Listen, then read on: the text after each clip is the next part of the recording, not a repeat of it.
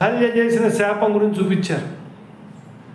కామిని పాపము కడిగిన పాదము అంటే ఆవిడ తెలిసి తప్పు చేసింది కాబట్టి కామిని అన్నారు. నమస్తే, సత్యభాష్యానికి మీ అందరికీ స్వాగతం.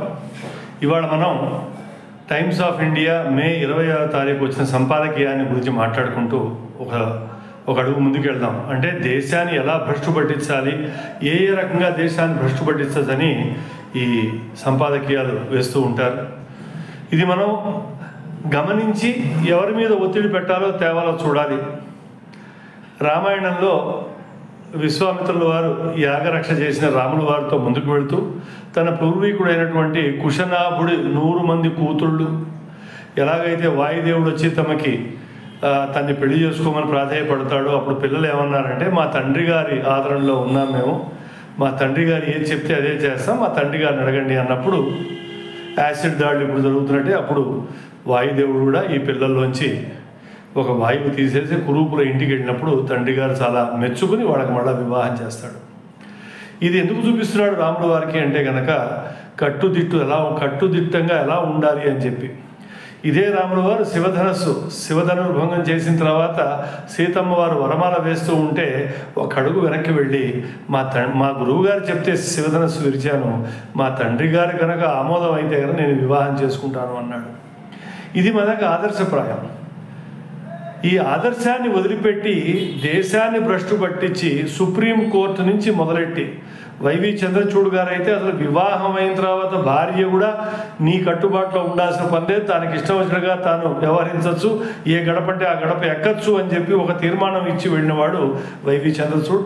ఇప్పుడు ఈ యొక్క చిన్న ఆర్టికల్ చూడండి, ఇది చూసిన తర్వాత ఈ ఆర్టికల్ మనకి ఎందుకు ఆమోదం కాదు, దీన్ని మనం ఎలా ప్రతిఘటించాలి అనేది మనం ఆలోచిద్దాం.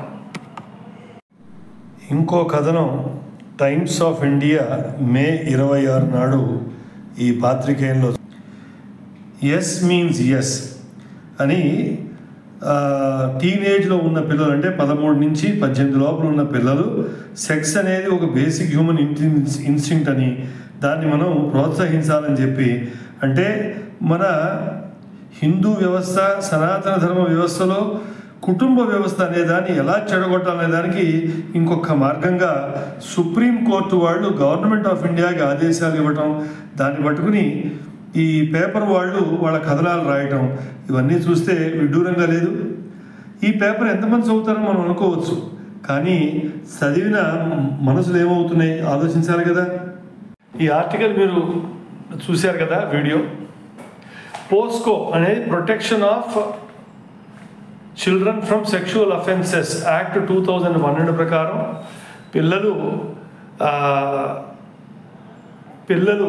పిల్లల్ని వ్యభిచారంలోకి దింపి లేదు పిల్లలతోటి లైంగిక సంబంధాలు పెట్టుకుని వాళ్ళని పాడు చేస్తున్నారనే అభియోగం మీద పోస్కో అనే యాక్ట్ ఒకటి మన వాళ్ళు పెట్టారు. దాన్ని చాలా గట్టిగా అమలు చేస్తున్నారు. అంటే పిల్లలుగా ఉన్నప్పుడు చెప్పుకోలేరు, ఒకళ్ళు ఒత్తిడిలో ఉంటారు అని. సరే, ఈ పోస్కో యాక్ట్ ఏమిటి అని చూస్తే కనుక మొత్తం యావత్ భారతదేశం మీద 3,43,000 కేసులు ఉన్నాయి. అందులో 1,43,000 కేసులు ఇంకా పెండింగ్గా ఉన్నాయి. ఈ 3,45,000 కేసుల్లో 2 లక్షలు ఏవైతే తీర్పు ఇచ్చారో అందులో చూస్తే 95% అందరూ తెలిసిన వాళ్ళు, ఇంట్లో ఉన్న పెద్దవాళ్ళు, ఇంట్లో ఉన్న పక్కవాళ్ళు, లేదు పరిచయస్తులో చేసిన పనులే తప్ప ఎక్కడో బయట వాళ్ళు వచ్చి చేసినవి కాదు. అంటే ఈ తెలిసిన వాళ్ళంటే ఇతర మతస్థులు ఇంకో వేషం వేసుకుని వచ్చి వీళ్ళతో సంబంధాలు కలుపుకొని లైంగికంగా వీళ్ళని దొంగ తీసుకునే ప్రయత్నం చేస్తున్నారని చెప్పి దీన్ని గట్టిగా పెట్టారు. సో ఈ 3,43,000 కేసుల గురించని, అంటే పుట్టిన దగ్గర నుంచి 18 ఏళ్ల వరకు ఉన్న పాపులేషను 38%గా మన పాపులేషన్ సెన్సస్ చెబుతోంది. అందులో కనుక 13 నుంచి 18 వరకు తీసుకుంటే బహుశా ఒక 24% ఉంటారేమో. 24% అంటే మనం మాట్లాడుతోంది 140 కోట్లలో ఆల్మోస్ట్ 34 నుంచి 38 కోట్ల మంది పిల్లలు 13 నుంచి 18 వరకు వస్తారు. ఈ 3 లక్షల కేసులకు కాను వీళ్ళందరినీ కూడా అందులోకి తెచ్చి విచ్చలవిడిగా చేయమని చెప్పి కోర్టు గవర్నమెంట్ని అడుగుతోంది. మీరు ఏమి చేస్తారు, మీరు చెప్పాలి, మాకు మీ మీ ఒపీనియన్ కూడా చెప్పాలి అని చెప్పి గవర్నమెంట్ మీద ఒత్తిడి పెడుతోంది. అంటే ఏమిటి, ఇష్టం వచ్చినట్టు ఎవరికి ఏది తోస్తే అది చేయొచ్చని. ఇవాళ పిల్లకో పిల్లాడికో లైంగిక వ్యవహారం మీద మోజు పుట్టచ్చు, సో అటువైపు వెళ్ళిపోవచ్చు. వాడు కాదు నేను మాదక ద్రవ్యాలు తీసుకుంటాను, మత్తు మందు తీసుకుంటా అని చెప్పి వాడు చెప్తే వాడిని వదిలేస్తావా మనం?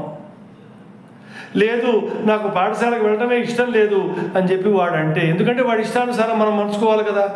నాకు పాఠశాలకు వెళ్ళడం ఇష్టం లేదు, నేను చదువుకోవడం ఇష్టం లేదు, నేను జులాయిగా ఇక్కడే తిరుగుతూ ఉంటాను పిల్లాడు అంటే సమాజం ఒప్పుకుంటుందా? మనం ఒప్పుకుంటున్నామా? అంటే ఇవన్నీ చూస్తుంటే మనకేమర్థం అవుతుందంటే, ఇంగ్లీష్ వాడు ఇచ్చి వెళ్ళిన రాజ్యాంగం, ఆ ఇంగ్లీష్ వాడు రాజ్యాంగం ఐపీసీ కోడ్లు మనం తెచ్చుకున్నప్పుడు ఇంగ్లీష్ వాడు రాజ్యాంగం యూరోప్ నుంచి ఇతర దేశాలకు తెచ్చుకుంది. బాబాసాహెబ్ అంబేద్కర్ వాళ్ళ టీం అందరూ కలిసి మన రాజ్యాంగాన్ని రాసినప్పుడు కూడా ఇతర దేశాల్లో ఉన్న వాటిని సమ్మిళితం చేసి అందులోంచి డికాషన్ బట్టి మనకు కావాల్సిందో రాశారు. అంటే పాశ్చాత్యుల వైఖరిలో మనం వెళ్ళే ముఖం చూపిస్తున్నాం తప్ప మన ధర్మము, మన ఆచారము, మన కట్టుబాట్లు ఏమిటని రామాయణాన్ని చూసి నేర్చుకోవాలా, భారత భాగవతాన్ని చూసి నేర్చుకోవాలా. అక్కడ కూడా మీరు చెప్పచ్చు, ఉషా ప్రణయం ఉంది కదండి భాగవతంలో, కృష్ణుడు కుమారుడిని చేసుకుంది కదా ఉష, అటువంటివి కూడా ఉన్నాయి. అక్కడక్కడ సంఘటనలు, చెదురుమదురు సంఘటనలు అక్కడక్కడ ఉంటాయి. కానీ దాన్ని మనకి పరిమాణంగా చూపించాల. మనకి పరిమాణంగా ఏం చూపించారు? అహల్య చేసిన శాపం గురించి చూపించారు. కామిని పాపము కడిగిన పాదము అంటే ఆవిడ తెలిసి తప్పు చేసింది కాబట్టి కామిని అన్నారు ఆవిడని. అంటే చిన్నప్పుడు పిల్లలు పెరుగుతున్న వయసులో ఇంటికి ఎవరిని పట్టురావద్దని చెప్పి మనకి హెచ్చరించిన విశ్వామిత్రుడు, రాములు వారిని కట్టుబాటులో పెట్టిన విశ్వామిత్రుడిని అది ఆదర్శంగా తీసుకుందామా? ఇవాళ సుప్రీంకోర్టు చెప్తుంది ఆదర్శంగా తీసుకుందామా? కాబట్టి మిత్రులారా, మనం అర్థం చేసుకోవాల్సింది ఏంటంటే, మన ధర్మం, మన కట్టుబాటు, హిందూ కుటుంబం ఎలా ఉండాలి, సనాతన ధర్మ కుటుంబం ఎలా ఉండాలి, వివాహం అనే ఒక సంస్థ ఎలా దాన్ని మనం భద్రపరచుకోవాలి, ఆ సంస్థని ఎలా ముందుకు పట్టుకెళ్ళాలంటే కనుక మన పార్లమెంటేరియన్స్కి, మన అసెంబ్లీలో ఉన్న ఎమ్మెల్యేలకి, వీళ్ళందరికీ కూడా మనం వినతి పత్రాలు రాసి ఇటువంటివి చెయ్యకండి, భార్య అనేది ఒక భర్తతోటి ఉండాల్సింది రాముల వారు ఆదర్శంగా తీసుకుని, పిల్లలు అనేవాళ్ళు కట్టుబాటులో ఉండాలి, రామాయణంలో రాముల వారికి నేర్పిన విద్యను చూసి, ఇది మనం రాస్తే కనుక మన సంస్కారాన్ని మనం నిలుపుకున్న వాళ్ళు అవుతాం, మన పిల్లల్ని ఒక కట్టుబాటులో పెట్టిన వాళ్ళం అవుతాం, ఈ దేశం అభివృద్ధి చెందే మార్గంగా పట్టుకెళ్ళేందుకు మనం ముందుకు వస్తాం. మిత్రులారా, దయచేసి మీరు మీ దగ్గర నుంచి ఒక ఆర్టీఐ వేయటమో, ఒక ఉత్తరం రాసి మీ ఎమ్మెల్యేకో మీ ఎంపీకో రాసి పంపించడమో, ఫలానా కోర్టు వాళ్ళు అడిగిన దానికి మీరు ఇలా రాయాలి అని చెప్పి. అలాగే కొంతమంది మిత్రులు ఆన్లైన్లో సంతకాలు సేకరిస్తారు. అటువంటి సంతకాలు సేకరించి మా కట్టుబాట్లు ఇవి, మేము రామాయణం ప్రకారం ఉందాం, భారతం ప్రకారం ఉంటాం, భాగవతం ప్రకారం ఉందాం అని చెప్పి, ఆ ధర్మాన్ని మేము ఆచరిస్తామని చెప్పి మీరు పిటిషన్ తయారు చేయండి. మన ప్రధానమంత్రి వరకు, అమిత్ షా వరకు, అలాగే చైల్డ్ వెల్ఫేర్ మంత్రిత్వ శాఖ వరకు, అలాగే సుప్రీంకోర్టును కూడా ధిక్కరిస్తూ ఈ పిటిషన్ రైజ్ చేయండి. ఈ శీర్షిక కనుక మీరు మొదటిసారి వింటున్నట్టయితే సత్యభాషానికి సబ్స్క్రైబ్ చేయండి, ఈ వీడియోని లైక్ చేయండి, షేర్ చేయండి. వచ్చే శీర్షిక వరకు ఉంటాను మరి. రాంబాబు చెరువు, హైదరాబాద్.